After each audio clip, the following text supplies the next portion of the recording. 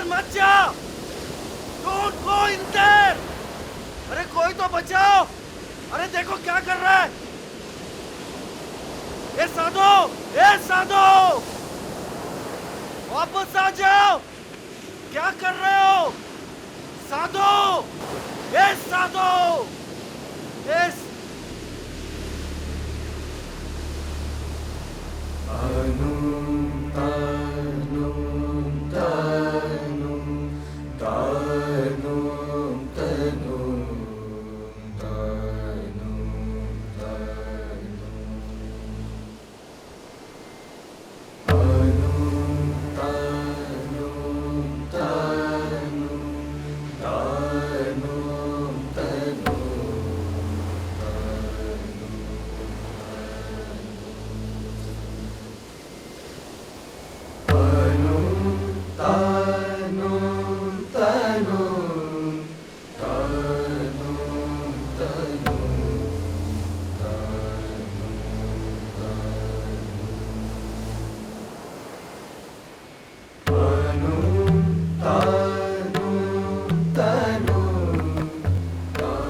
हम इतने सारे साधु संत हैं, घूम घूम कर लोगों को दर्शन शास्त्र पढ़ा रहे हैं।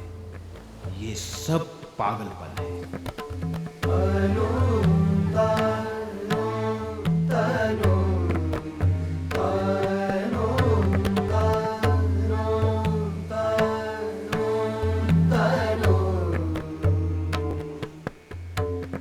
हमारे गुरुदेव कहा करते थे, खाली पेट को धर्म सिखाना पाप है। अपनी अज्ञानता के कारण गरीब लोग पशुवत जीवन बिता रहे हैं। हे गुरुदेव,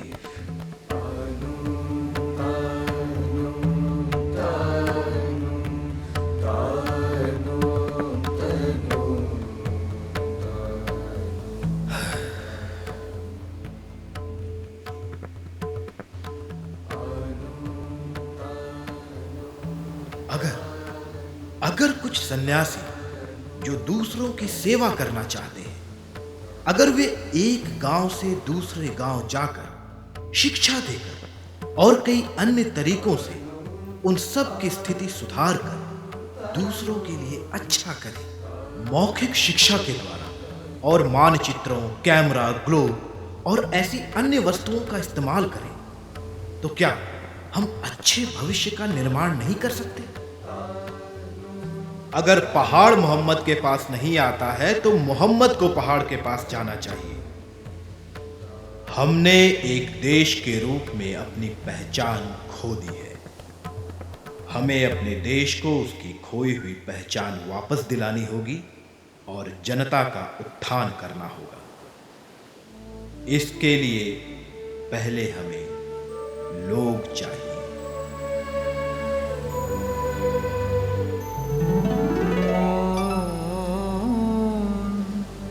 चलो निजो निकेतने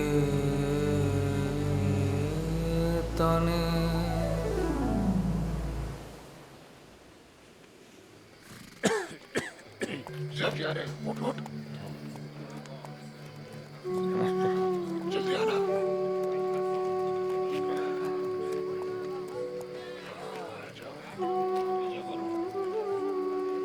हारी भाई, मैं ये नहीं जानता कि तुम्हारा धर्म क्या है, लेकिन मेरा हृदय विस्तार हो चुका है। मैं इस बात की परवाह नहीं करता कि लोग श्री रामकृष्ण परमहंस के नाम को स्वीकार करते हैं या नहीं, लेकिन उनका जीवन, उनकी शिक्षा और उनके संदेश को पूरी दुनिया में फैलाने के लिए मैं अपनी जान तक देने को तैयार हूं। धर्म सम्मेलन का आयोजन इसीलिए किया गया है।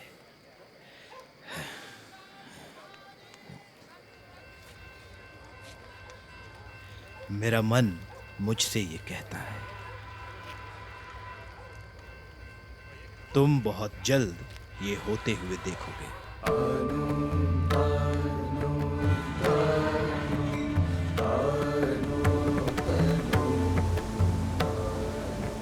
इन पाश्चात्य देशों में आने वाला मैं पहला सन्यासी हूं। यह विश्व इतिहास में पहली बार हुआ है जब एक हिंदू सन्यासी ने समुद्र पार किया है।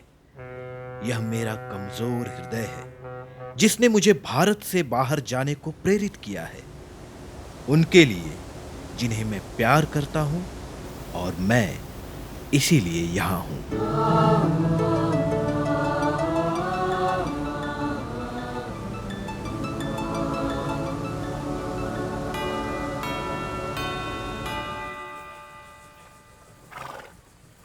जो खर्च मैं यहां झेलने के लिए मजबूर हूं वो भयंकर है। आमतौर पर मुझे एक दिन का $1 खर्चा लगता है। एक सिगार की कीमत हमारे पैसे के 8 आने के बराबर है। वो सभी सहज विचार जो चलने से पहले मेरे भीतर थे, वो सब पिघल चुके हैं, और अब मुझे असंभव के खिलाफ लड़ना पड़ेगा। Eastern Marvel, Japanese bamboo house. It's only $50 per day, sir. You are from Boston? Okay, sir. See you soon. Excuse me, Yes. can I get a room? No room. Could you check? Money. Oh.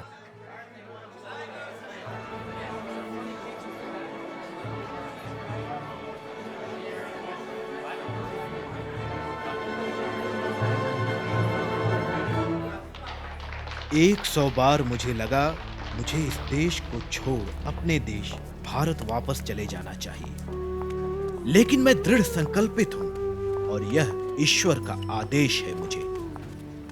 मुझे कोई रास्ता नहीं दिखता, लेकिन उसकी आंखें देखती हैं, और मुझे अपनी बंदूक थामे खड़ा रहना है, चाहे जीऊं या मरूं।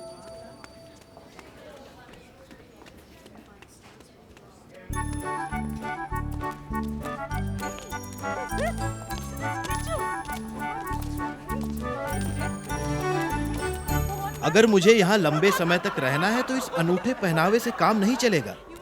100 से भी अधिक की संख्या में लोग मुझे देखने के लिए गलियों में इकट्ठा हो जाते हैं। मुझे चाहिए कि मैं एक लंबा काला कोट पहनूं और अपने पास एक ढीली लंबी पोशाक रखूं और पगड़ी रखूं उस समय के लिए जब मैं भाषण दूंगा।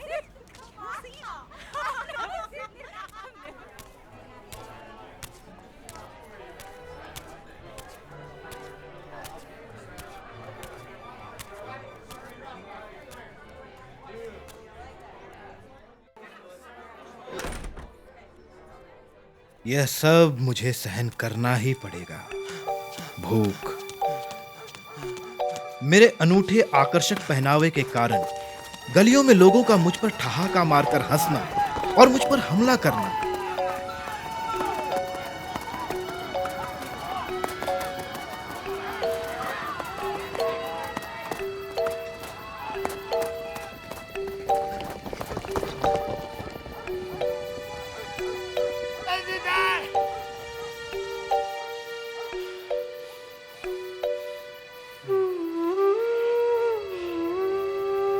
ठंड, इन सब के खिलाफ मुझे लड़ना पड़ेगा।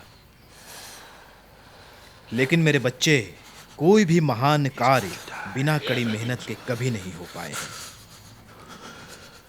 हो सकता है मैं सर्दी, ठंड और भूख के कारण इस देश में मर जाऊं।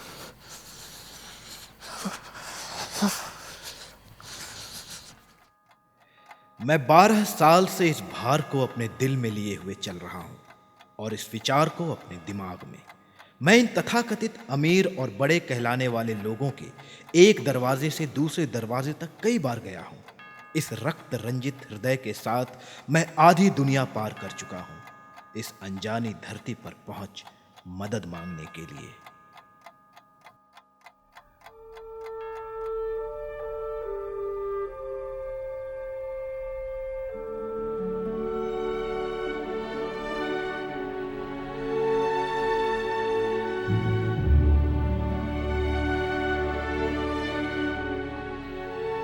संसद के आरंभ होने की सुबह हम सभी एक भवन में इकट्ठा हुए, जिसका नाम था आर्ट गैलरी। वहां एक भव्य शोभा यात्रा के साथ हम मंच की ओर बढ़े। कल्पना कीजिए, नीचे हॉल और ऊपर विशाल गलियारा ठसाठस भरा हुआ, 6000 स्त्री और पुरुषों से, जो कि उस देश की सर्वोत्तम संस्कृति के सूचक थे।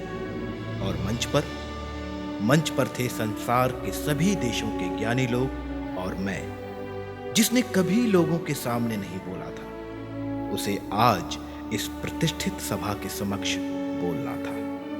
इसका आरंभ भव्य तरीके से संगीत, औपचारिक सार्वजनिक समारोहों और भाषणों के साथ हुआ।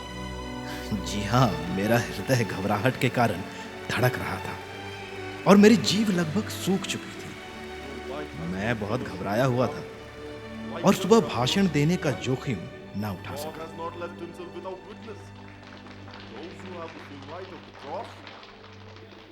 थियोसॉफी के चक्रवर्ती का भाषण बहुत अच्छा था, उन्हें बहुत प्रशंसा मिली। ब्रह्म समाज के मजूमदार का भाषण तो उससे भी बेहतर था, उन्हें बहुत सारी तालियां भी मिली। ये सभी लोग पहले से ही तैयार थे और अपने साथ पहले से तैयार किए गए भाषण लाए थे। मैं बेवकूफ था, मेरे पास तो कुछ भी नहीं था, लेकिन मैंने मन ही मन देवी सरस्वती को प्रणाम किया और मंच के ऊपर कदम रखा।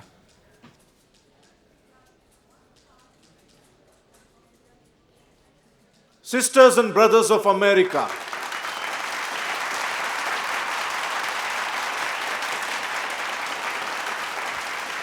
करीब 2 मिनट तक लगातार तालियां बजती रही।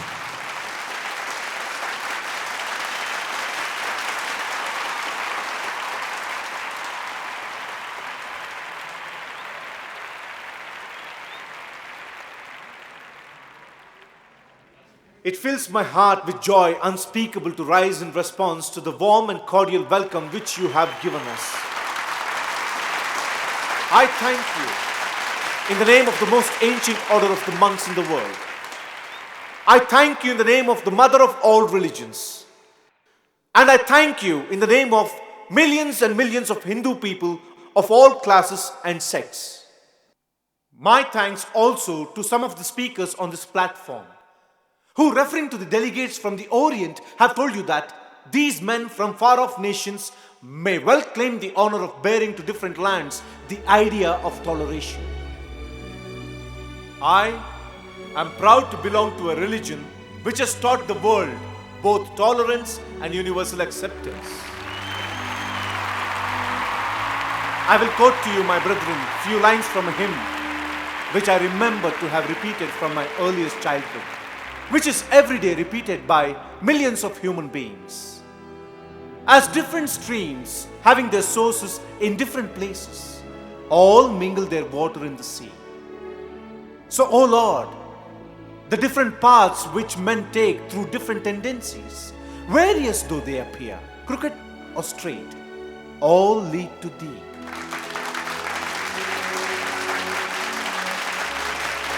I fervently hope that the bell that tolled this morning in honor of this convention may be the death knell of all fanaticism, of all persecution with the sword or with the pen, and of all uncharitable feelings between persons wending their way to the same goal.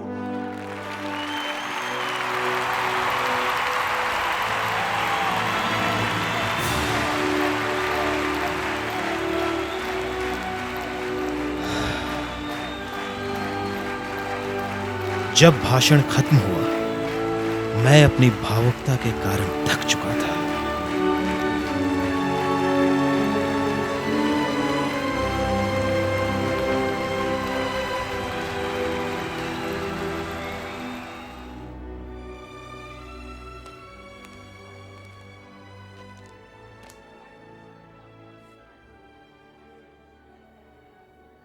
सारे अखबारों ने घोषणा की कि मेरा भाषण उस दिन का सबसे सफल भाषण रहा और सारा अमेरिका मुझे जानने लगा, और वो भी किस प्रभाव के साथ। मैं कुछ अखबारों और पत्रिकाओं से पढ़कर तुमको बताऊंगा जो मेरे हाथ में है। मुझे आत्म अहंकारी बनने की कोई आवश्यकता नहीं, लेकिन तुम्हारे विश्वास की वजह से मैं ये कहने को विवश हूं। इससे पहले इस तरह का प्रभाव अमेरिका पर किसी हिंदू ने भी नहीं छोड़ा। But eloquent, as were many of the brief speeches, no one as well expressed the spirit of the parliament and its limitations as the Hindu monk. His culture, his eloquence, and his fascinating personality have given us a new idea of Hindu civilization. His fine, intelligent face and his deep musical voice, prepossessing one at once in his favor, he speaks without notes, presenting his facts and conclusions with the greatest art and the most convincing sincerity, raising often to rich, inspiring eloquence. Vivekananda is undoubtedly the greatest figure in the Parliament of Religions. After hearing him, we feel how foolish it is to send missionaries to this learned nation. Herald, the greatest newspaper here. जो अखबार मुझे पसंद नहीं करते थे, उन्होंने भी कहा है कि This man, with his handsome face and magnetic presence, is undoubtedly the prominent figure in the parliament, etc., etc. अब इन सब उदाहरणों के बाद क्या तुम्हें लगता है कि एक सन्यासी को अमेरिका तक भेजना सार्थक था? अब मुझे किसी भी चीज की कमी नहीं है। इस शहर के कई सुंदर मकान मेरे लिए खुले हैं। अगर मैं चाहूं तो अपनी पूरी जिंदगी यहां बिता सकता हूं, ऐशो आराम के साथ। लेकिन मैं एक सन्यासी हूं। हे भारत देश, तुम्हारी सारी कमजोरियों के बावजूद मैं तुम्हें बहुत प्यार करता हूं।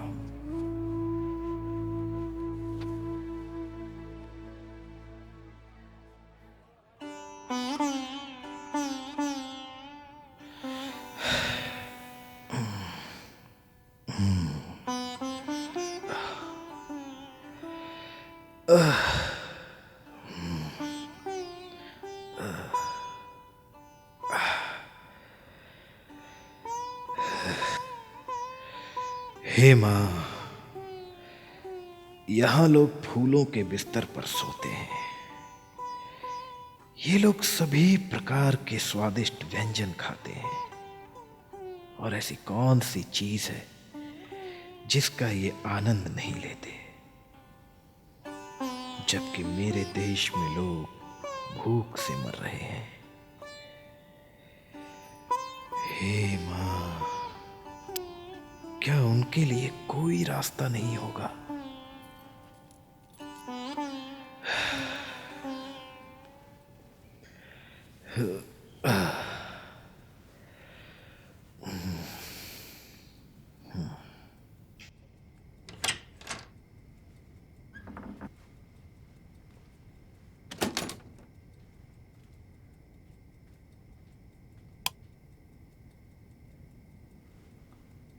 मुझे अपने बारे में बहुत बात करनी पड़ेगी, क्योंकि यह आपका मेरे ऊपर ऋण है। मैं बंगाल में पैदा हुआ। मेरे पिता और मां ने कई सालों तक उपवास रखा ताकि मैं पैदा हो सकूं। मेरे जन्म के समय मेरे पिता ने मेरे जीवन की कुंडली बनवाई, लेकिन मुझे कभी नहीं बताया कि उसमें क्या है। मैं ये जानता हूं कि मेरी मां मुझे पूरी चेतना के साथ इस संसार में लाई, उसके लिए जो मैं हूं। वो प्यार जो मेरी मां ने मुझे दिया, उसने मुझे वो बनाया जो मैं आज हूं। और यह उसका ऋण है मुझ पर, जिसे मैं कभी ना चुका पाऊंगा। मां, कई बार मैंने अपनी मां को अपना नाश्ता उस वक्त लेते हुए देखा जबकि दोपहर के 2 बज चुके। कोई दरवाजा खटखटाता और कहता था मेहमान, और तब खाना खत्म हो जाता था, सिवाय उसके जो मेरी मां के लिए बचा था। वह पूरी इच्छा के साथ वह खाना उसे दे देती और फिर अपने खाने का इंतजार करती। यही उसका जीवन था और वह उसे पसंद करती थी। मुझे याद है जब मैं 2 साल का था, जब मैं खेलता था एक बैरागी की तरह, कौपीन और भस्म में लिप्त। यदि कोई साधु भिक्षा मांगने के लिए आ जाता तो वो मुझे ऊपर के कमरे में बंद कर देते ताकि मेरे अत्यधिक देने की आदत को रोका जा सके। मुझे भी महसूस हुआ करता था मैं भी ऐसा हूं और कोई गलती मैंने की है जिसके कारण मुझे भगवान शंकर से दूर भेज दिया गया। इसमें कोई संदेह नहीं कि मेरे परिवार वालों ने मेरे इस भावना को बल दिया। जब मैं कोई शरारत करता तो वे कहते, हे भगवान, इतनी सारी पूजा अर्चना, फिर भी भगवान शंकर ने एक अच्छी आत्मा की जगह मेरे घर पे एक राक्षस भेज दिया।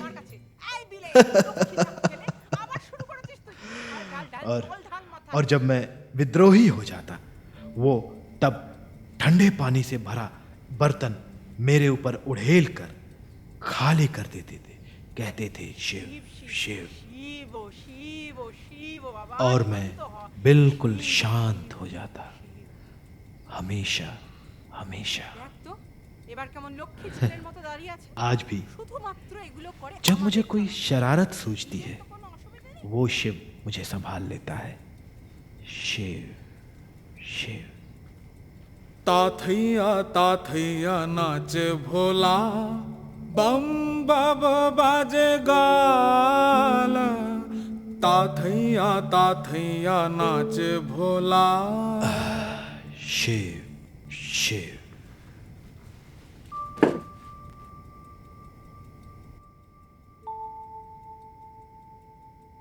यह आश्चर्य का विषय है कि ये हर रात हो रहा था, बहुत लंबे समय तक।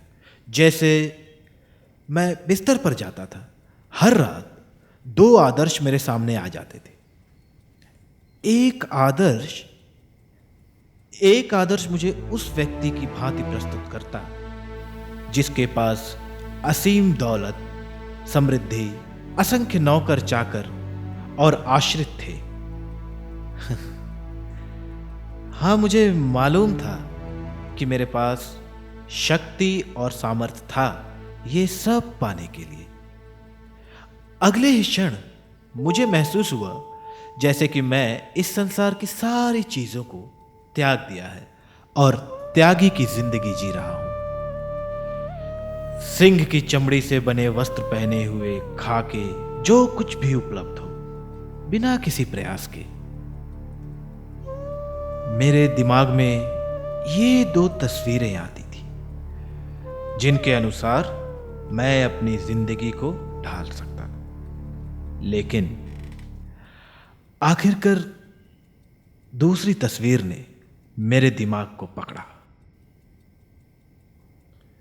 कुछ साल पहले जब मैं अपने घर गया, अपने पिता की मृत्यु के बाद, मुझे अपनी मां के कागजातों के बीच मेरी कुंडली मिली और मैंने उसमें देखा नियति के द्वारा मेरा इस धरती पर घुमक्कड़ बनना तय था।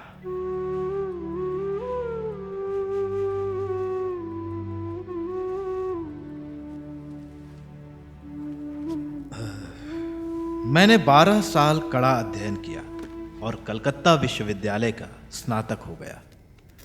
19वीं शताब्दी की शुरुआत में यह भय था कि धर्म समाप्त होने की कगार पर है। वैज्ञानिक खोजों की भारी भरकम हथौड़े नुमा जोरदार मार के कारण पुरानी रूढ़ियां चीनी मिट्टी की ढेर के समान ढहकर समाप्त हो रही थी। हिंदुत्व भारतीयों के लिए भ्रमात्मक हो चुका था। वह जिनके लिए धर्म केवल धार्मिक मान्यताओं, सिद्धांतों और सराहनीय अनुष्ठानों का गट्ठर मात्र था, वह सब दुखी थे। इस अविश्वास ने मुझे भी घेरा और कुछ समय तक मुझे लगा कि धर्म संबंधी सारी आशाएं त्याग देनी चाहिए। कलकत्ता शहर में मैं धर्म की तलाश में एक स्थान से दूसरे स्थान तक जाया करता था और हर जगह व्याख्याता का लंबा वक्तव्य सुनने के बाद मैं पूछता था, सर, क्या आपने भगवान को देखा है? बेचारे व्याख्याता भगवान को देखने के विचार से ही हतप्रभ हो जाते थे।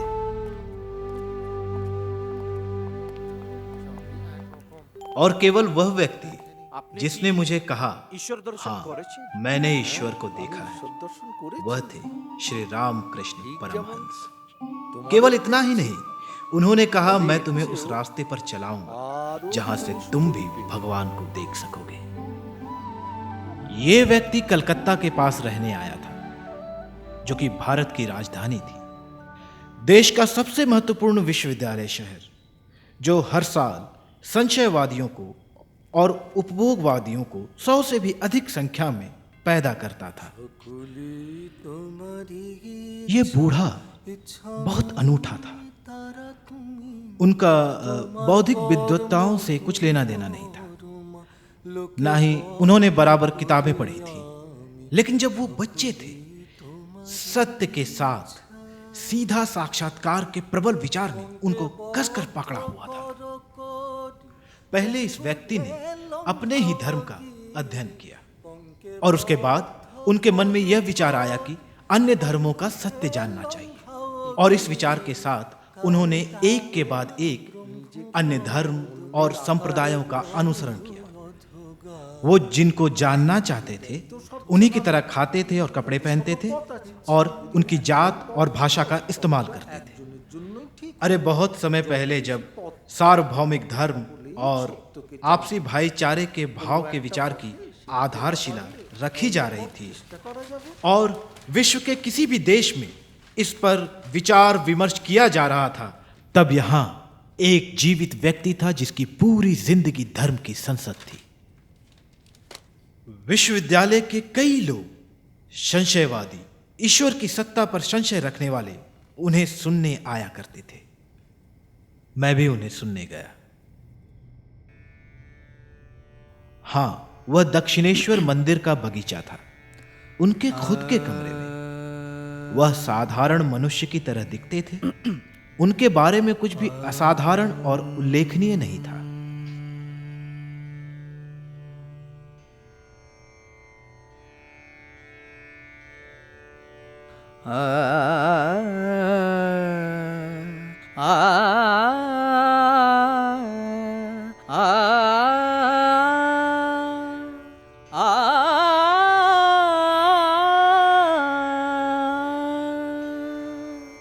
মন চলো নিজ নিকেতনে, মন চলো নিজ নিকেতনে, সংসার বিদেশে বিদেশীর বেশে, ভ্রম কেন অকারণে, মন চলো নিজ নিকেতনে।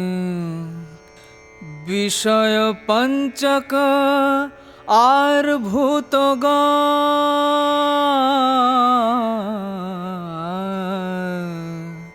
বিষয় পঞ্চক আর ভূতগণ, সব তোর পর কেউ নয় আপন, পর প্রেমে কেন হয়ে অচেতন। वह गीत सुनते सुनते समाधि में चले गए। জানে মন চলো নিজ নিকেতনে। আ